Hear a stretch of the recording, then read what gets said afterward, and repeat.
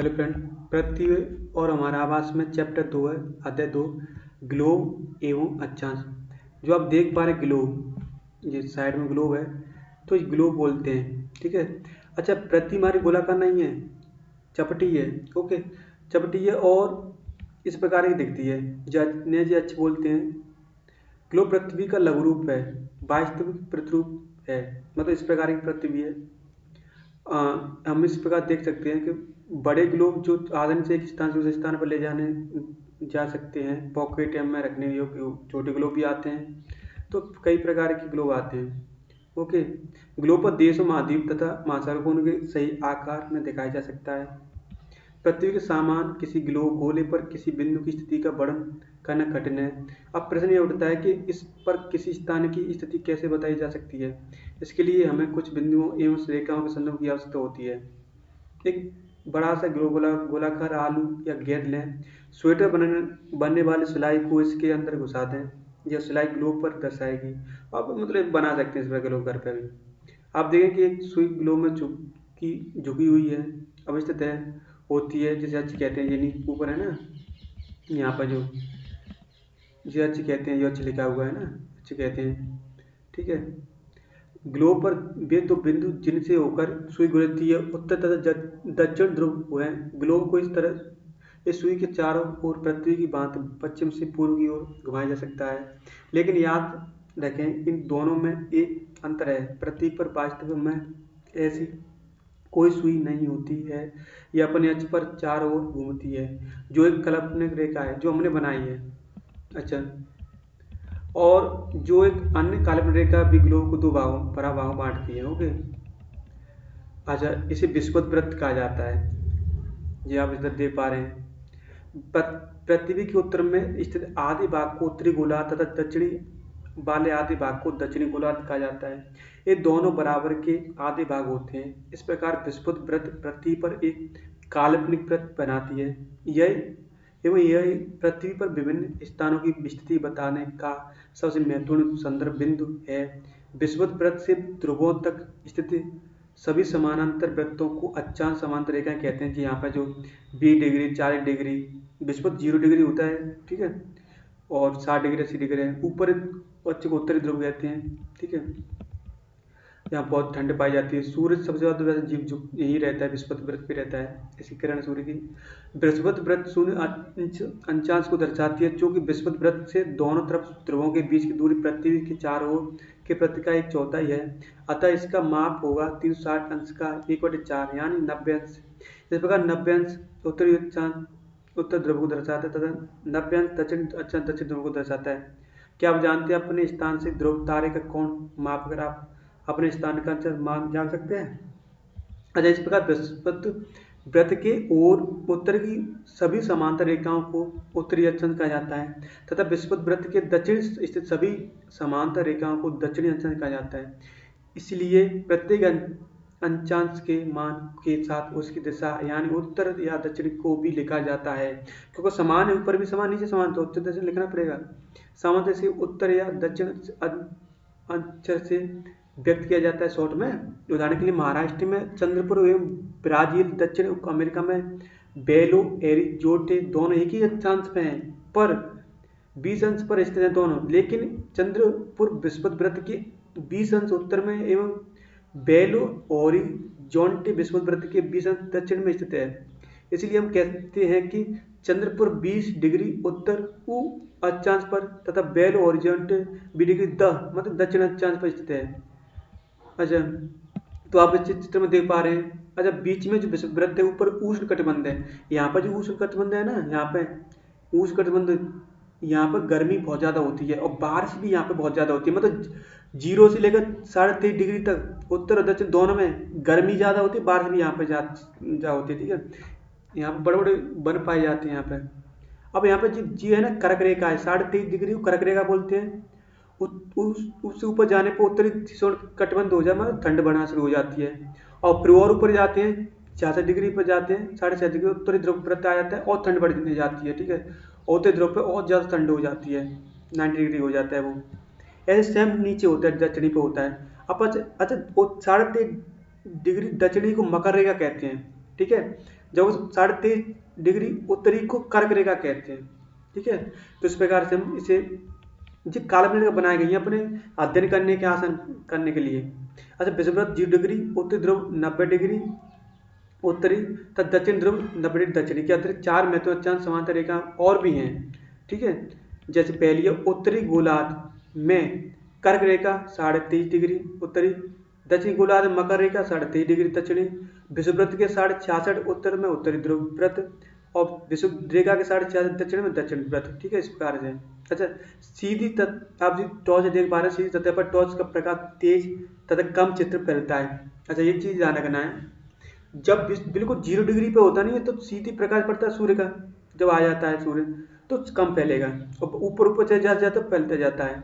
इसी के बारे में ये बताया गया है।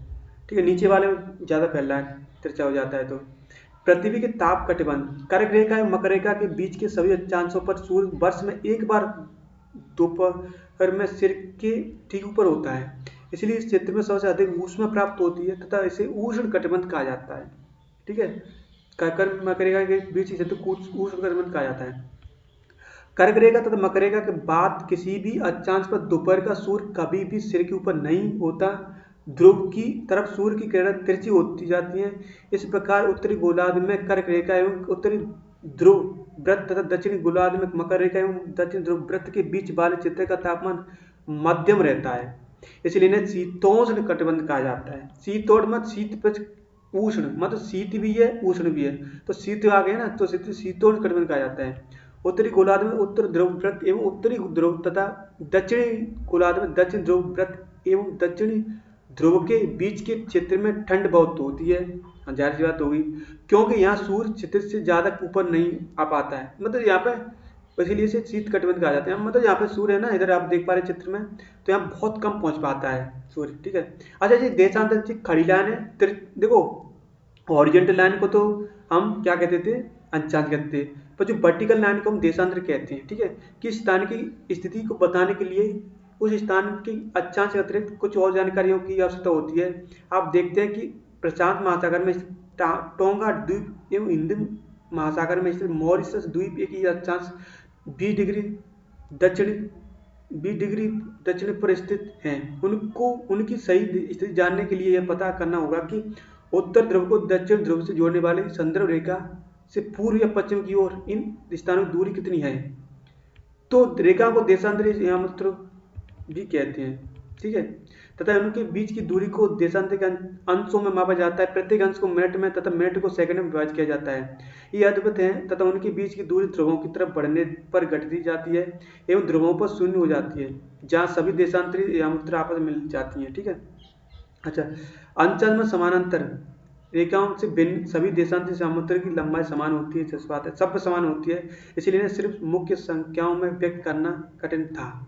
तब सभी देशों ने निश्चित किया कि ग्रीनविच, जहां ब्रिटिश राज की वेधशाला स्थित है, से गुजरने वाली यामुत्र से पूर्व और पश्चिम की ओर गिनती शुरू की जाए। ठीक है, यामुत्र को प्रमुख यामुत्र भी कहते हैं। इसका मान 0 डिग्री देशांतर है तथा यहाँ से हम 180 डिग्री पूर्व एवं 180 डिग्री पश्चिम तक गणना करते हैं। प्रमुख यामुत्र तथा 180 डिग्री यामुत्र मिलकर प्रतीक को दो समान भागों पूर्व गोलार्ध एवं पश्चिमी गोलार्ध में व्यक्त किया करते हैं। ठीक है, अच्छा, किसी स्थान के देशांतर के आगे पूर्व के लिए अक्षर पू तथा पश्चिम के लिए प का उपयोग करते हैं। ठीक है, यह जानना रोचक होगा कि 100 डिग्री पूर्व और 180 डिग्री पश्चिम देशांतर एक ही रेखा पर स्थित हैं। देखो एक ही है। ठीक है, अब ग्लोब पर इस बार आप देख पा रहे हैं यहाँ पर जो प्रमुख विस्फोट वृत्त होगा ये प्रमुख यामुत्र ये। ठीक है, 0 से 30 डिग्री या पश्चिम इधर पूर्व की तरफ है। ठीक है, तो इस प्रकार से हम करते हैं।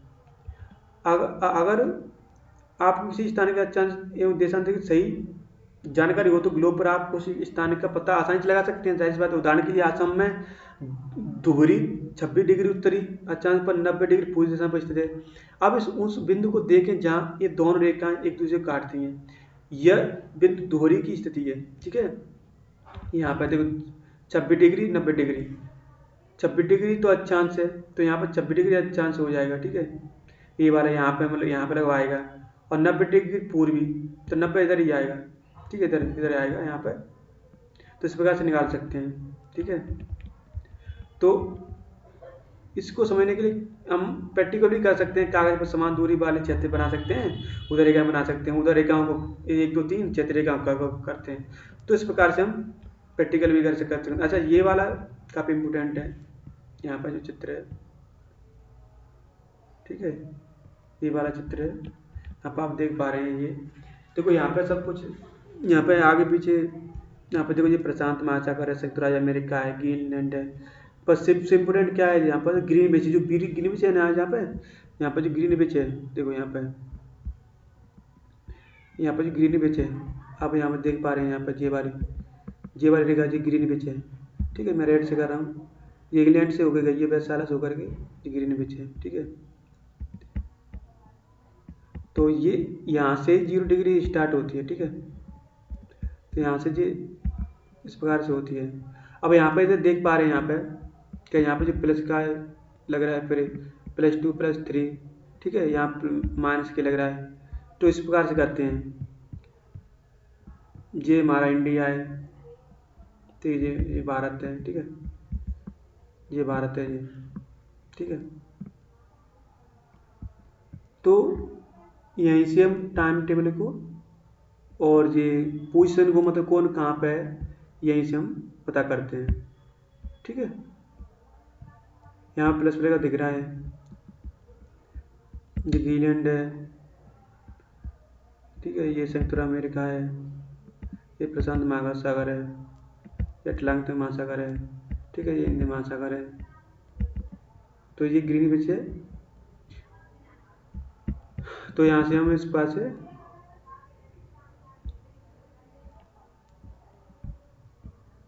ठीक है। अब आगे देखते हैं, देशांतर और समय, ठीक है। अब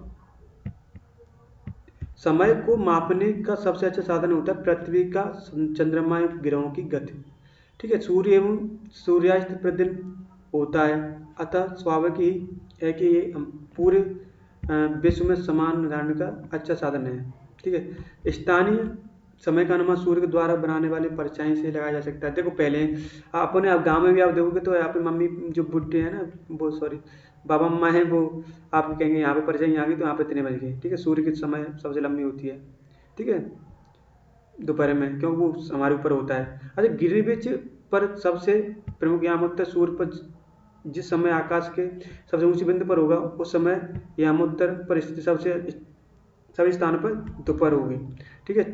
चूंकि जो पृथ्वी पश्चिम से पूर्व की ओर चक्कर लगाती है, अतः वे स्थान जो ग्रीनविच के पूर्व में है, उनका समय ग्रीनविच समय से आगे होगा। अच्छा, तथा जो पश्चिम में उनका समय पीछे होगा, ठीक है। समय के अंतर की दर की गणना हम कर सकते हैं। पृथ्वी लगभग 24 घंटे में अपने अक्ष पर 360 डिग्री घूम जाती है, अर्थात 1 घंटे में 15 डिग्री और 4 मिनट में 1 डिग्री, ठीक है। 4 मिनट में 1 डिग्री हो जाएगी, ठीक है, 1 डिग्री हो जाएगी। और इस प्रकार जब ग्रीनविच में दोपहर के 12 बजे होंगे, तो तब ग्रीनविच में 15 डिग्री पूर्व में समय होगा। तो 15 गुणा, यहाँ 15 डिग्री और 4 से गुणा करेंगे कितना हो जाएगा, ठीक है। तो ये हो जाएगा 60 हो गई, ठीक है। तो ये 60 हो जाएगा, ठीक है। तो ग्रीनविच की समय 1 घंटा आगे, अर्थात वहाँ दोपहर का 1 बजा होगा, लेकिन ग्रीनविच से 15 डिग्री पश्चिम तो 1 घंटा कम हो जाएगी, ऐसी बात है, ठीक है। तो 12 बजे होंगे। किसी भी स्थान पर जब सूर्य आकाश में सबसे उच्चतम बिंदु पर होता है तो दोपहर होती है, घड़ी के 12 बज रहे होते हैं, जो आप सभी जानते हैं। हम मानव समय क्यों मानते हैं, एक बात को ध्यान रखना है। देखो मैं सीधी बात बता दूं कि अगर इस प्रकार मानव समय नहीं मानेंगे तो हम यहाँ पर समय एक वो छोर पे है, दिल्ली छोर पे है, और सबका गलत टाइम मानेंगे। अब मैं समझा रहा हूँ, ठीक है, तो समझा रहा हूँ, तो वहाँ का टाइम अगर दिया होगा यहाँ और यहाँ पर अगर होगा तो वहाँ पर जाऊँगा तो टाइम टेबल में प्रॉब्लम आएगी ना, ठीक है। जैसे मान समय पूरे देश का मानना पड़ता है, हमारे देश का मान समय 82.5 डिग्री पूर्वी है, ठीक है। अच्छा, उदाहरण के लिए बहुत से देशांतरों से होकर गुजरने वाली रेलगाड़ियों के लिए समय सारणी तय करना कठिन होगा। बाद में गुजरात के द्वारका तथा असम के डिब्रूगढ़ के स्थानीय समय में लगभग 1 घंटा 45 मिनट का अंतर है। इसलिए ये आपको आवश्यक है कि देश के मध्य भाग से होकर गुजरने वाले किसी आमूत्र के स्थानीय समय को अ, देश का मान समय माना जाए।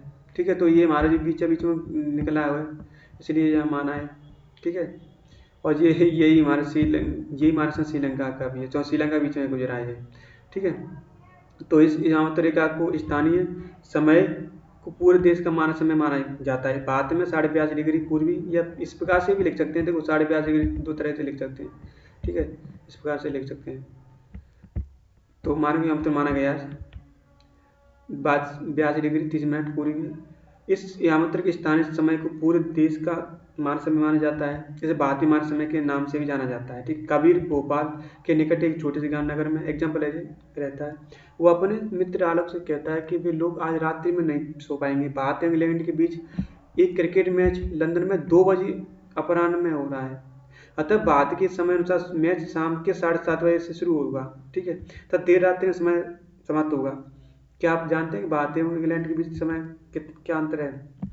तो भारत गिनीबिज के पूर्व 82.5 डिग्री पूर्व में है स्थित, तथा यहाँ समय का गिनीबिज समय 5.5 घंटे में मिनट आगे है। बताओ, इसलिए जब लंदन में दोपहर के 2 बजे होंगे तब भारत के शाम को 7:30 बजे होंगे। ठीक है, कुछ देशों को देशांतरीय विस्तार अधिक हो सकता है, होता भी है, जिसके कारण वहाँ एक अधिक मानक समय बनाए जाते हैं। उदाहरण के लिए रूस में 11 मिनट का समय 11 मानक समय का अपनाया गया है। रूस में, रूस का क्षेत्रफल बड़ा है। देखो, ज़्यादा क्षेत्र बड़ा हो वहाँ पर मानक समय को ज़्यादा होंगे। ठीक है, पृथ्वी को एक एक घंटे वाले 24 समय क्षेत्रों में बांटा गया है। इस प्रकार प्रत्येक समय क्षेत्र 15 डिग्री सेल्सियस तक के क्षेत्र को घेरता है। ठीक, तो ये इंपॉर्टेंट है। अब ये आपको क्वेश्चन आंसर है। पृथ्वी का सही आकार क्या है? ठीक है, ग्लोब क्या है, ये आपने पढ़ा है। ये क्वेश्चन आपको करने हैं। कर्क रेखा का अंशिक मान क्या है, कमेंट में आपको इनके आंसर लिखने हैं। पृथ्वी के 3 ताप कटबंध कौन कौन से हैं? ठीक है, अंचा देशांतर में रेखाएं क्या हैं? ऊष्मा की सबसे अधिक मात्रा ऊष्मा कटबंध क्यों प्राप्त करता है? जब भारत में शाम के 5:30 बजते तो लंदन में दोपहर 12 क्यों बजते हैं? तो आपके इनके आंसर कमेंट में देने हैं। Thank you.